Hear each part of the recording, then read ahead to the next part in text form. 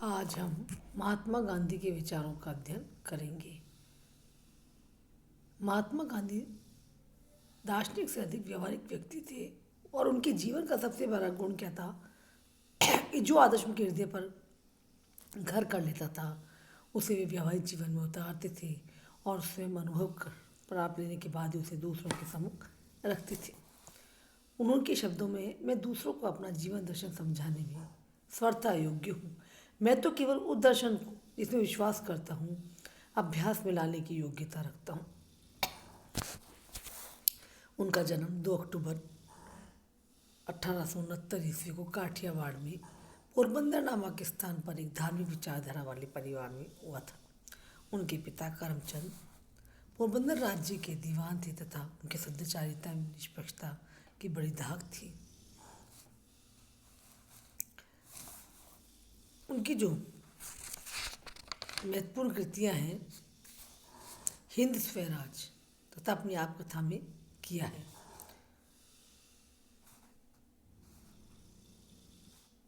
उनकी जो अन्य रचनाएं हैं शांति और युद्ध में अहिंसा, नैतिक धर्म, सत्याग्रह, सत्य ईश्वर है, सर्वोदय, सांप्रदायिक एकता। इसके अतिरिक्त गांधी जी ने दक्षिण अफ्रीका में इंडियन ओपिनियन नामक साप्ताहिक पत्रिका, भारत में यंग इंडिया, हरिजन, नवजीवन, हरिजन सेवक, हरिजन बंधु आदि पत्रों का संपादन करते हुए अपने विचारों का प्रतिपादन किया है।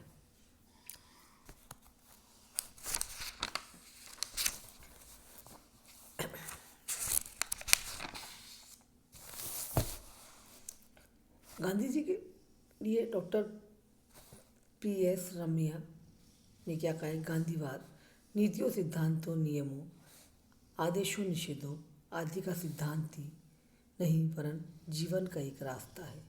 इसके द्वारा जीवन की समस्याओं के प्रति एक नवीन दृष्टिकोण का प्रतिपादन या पुरातन दृष्टिकोण की पुनर्व्याख्या करते हुए आधुनिक समस्याओं के लिए पुरातन हल प्रस्तुत किए गए हैं। उनके दर्शन का मूल आधार क्या था? सत्य और अहिंसा अर्थात राजनीति का आध्यात्मिकरण। राजनीति चिंतन के क्षेत्र में ऐसे अनेक विचारक हुए जिन्होंने राजनीति और धर्म को एक दूसरे से पृथक किया है। वैज्ञानिक और हॉब जैसे विचारकों ने तो केवल धर्म को राजनीति से पृथक किया और राजनीति से निम्न स्थान प्रदान किया तथा उसे राजनीति द्वारा मर्यादित भी किया। गांधी जी के द्वारा राज्य शासन, समाज और आर्थिक संगठन के संबंध में जो विचार व्यक्त किए गए हैं उन सभी विचारों का मूल आधार उनका धार्मिक दृष्टिकोण है। गांधी जी धर्म प्रवृत्ति के व्यक्ति थे और जिस प्रकार उन्होंने अपने जीवन में धर्म का निर्वाह किया उस आधार पर उन्हें भारतीय परंपरा का एक महान संत कहा जा सकता है।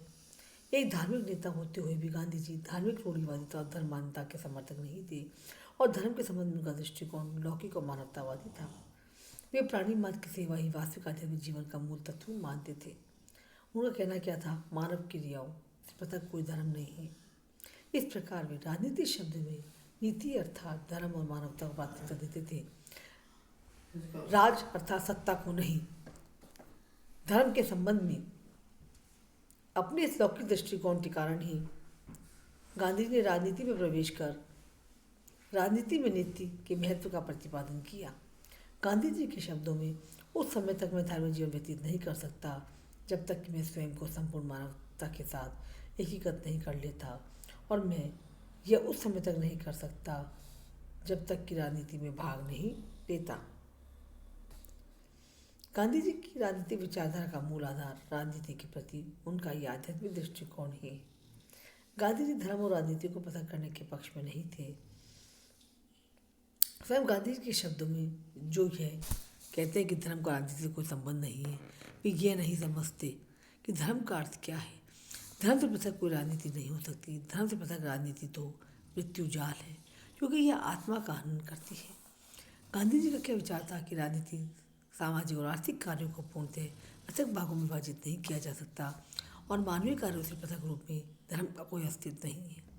धर्म मानव के सभी कार्यों को एक ऐसा नैतिक आधार प्रदान करता है जिसके अभाव में मानव के सभी कार्यों का महत्व समाप्त हो जाएगा। गांधी जी इस बात को स्वीकार करने के लिए कदापि तैयार नहीं थे कि व्यक्तिगत और सामाजिक जीवन के मापदंड अलग अलग होने चाहिए, वरन उनका विचार था मानवीय कार्यों के सभी क्षेत्रों में एक ही नैतिक संहिता लागू की जानी चाहिए। इस संबंध में उनका कहना था कि व्यक्ति की दो अंतरात्माएं नहीं हो सकती, एक व्यक्तिगत और सामाजिक तथा दूसरी राजनीतिक। मानवीय कार्यों के सभी क्षेत्रों में एक ही नैतिक संहिता का पालन किया जाना चाहिए।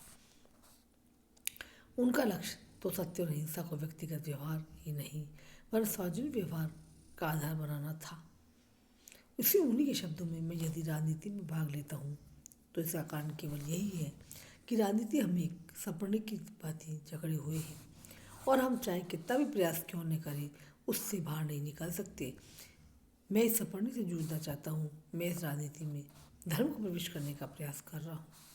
उन्होंने स्वयं को स्वाधीन जीवन सत्य और अहिंसा के सिद्धांतों पर व्यतीत कर राजनीति में आध्यात्मिकता को प्रविष्ट किया।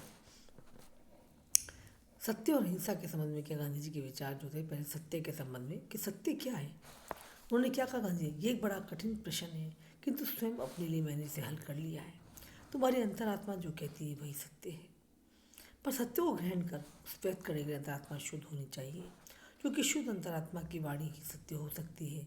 अंतरात्मा की शुद्धि के लिए साधना की आवश्यकता होती है और यह साधना जीवन में सत्य, अहिंसा, अस्तेय, ब्रह्मचर्य और अपरिग्रह को अपना कर की जा सकती है। गांधी जी का विचार था कि देहधारियों के लिए पूर्ण सत्य की प्राप्ति संभव नहीं है, क्योंकि मानव आत्मशुद्धि के इन साधनों को पूर्ण रूप से नहीं अपना सकता है। फिर भी उनका मत था कि उस साधना के द्वारा सत्य की ओर उत्तर अग्रसर हो सकता है। गांधी जी के मत में केवल सत्य बोलना सत्य के प्रति निष्ठा का ही प्रमाण नहीं है। सत्य परायणता व्यक्ति मन, वचन और आचरण तीनों से सत्य के प्रति समर्पित रहेगा।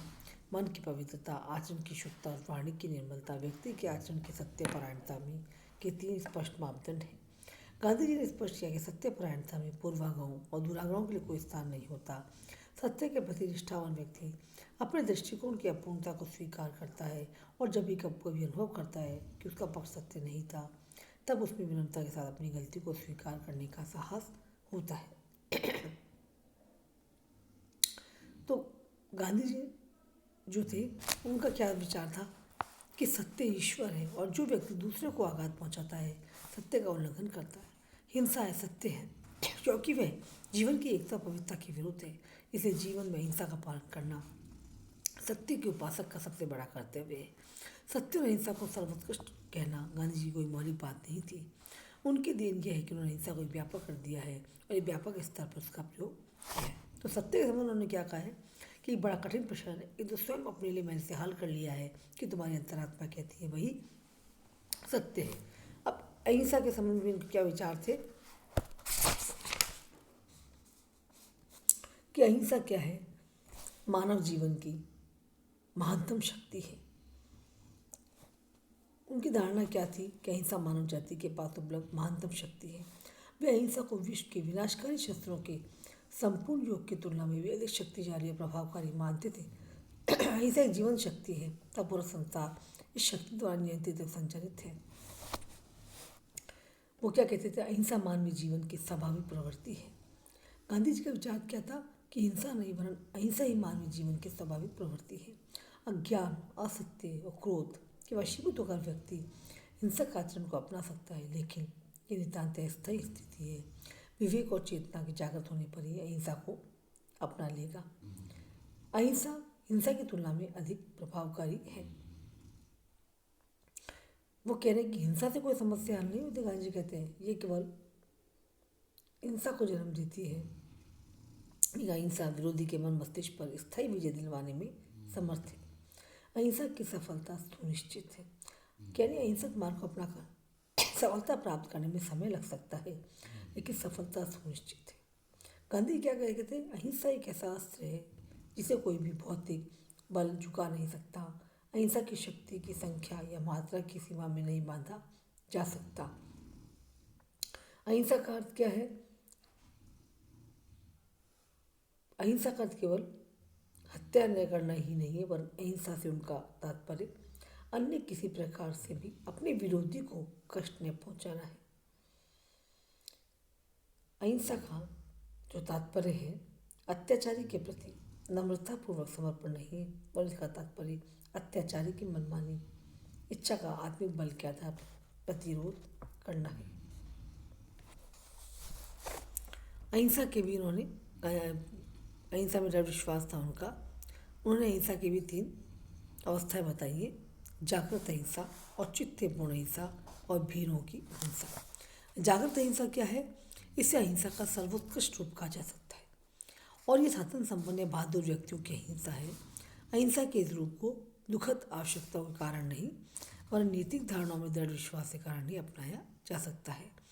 जागृत अहिंसा से पूर्ण व्यक्ति में प्रहार करने की क्षमता रहती है, किंतु वह उसका इच्छुक नहीं होता। अहिंसा के इस रूप को केवल राजनीतिक क्षेत्र में ही नहीं, अपितु जीवन के सभी क्षेत्रों में दृढ़ता के साथ अपनाया जाना चाहिए।